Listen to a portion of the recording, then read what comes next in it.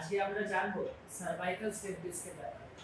একটু তো অবাক হচ্ছেন, আমরা লাম্বার স্লিপ ডিস্ক শুনেছি, সার্ভাইকাল স্লিপ ডিস্ক একই প্রসেস। যেরকম কোমরে হাড় বসে গিয়ে জেলি বেরিয়ে গিয়ে নার্ভে চাপ দেয়, সেম জিনিস হাড়েও হতে পারে।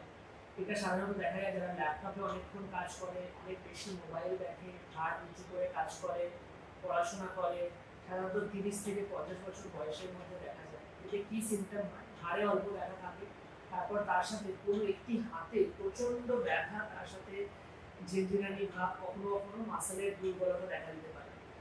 এরকম যদি সিমটম হয়, আপনি ইমিডিয়েটলি স্পাইন সার্জনের সাথে যোগাযোগ করুন। উনি আপনার এক্সরে এবং এমআরআই অ্যাডভাইস করবেন। ডায়াগনোসিসে যদি সার্ভাইকাল স্লিপ ডিস্ক বা পিআইডিডি হয়, ভালো কথা হচ্ছে এটা বেশিরভাগ ক্ষেত্রেই ওষুধ দিয়ে ব্যাপারটাকে ঠিক করা সম্ভব। আপনি যদি প্রপার ওষুধ খান এবং রেস্ট এবং সার্ভাইকাল কভার ইউজ করেন, 1 মাসের মধ্যে আপনার ভালো হয়ে যাওয়ার সম্ভাবনা অলমোস্ট 80 to 90%। এরপরেও যদি পেশেন্টের সিমটম ভালো না হয়, তখন সার্জিক্যাল অপশনের কথা আমাদের ভাবতে হবে।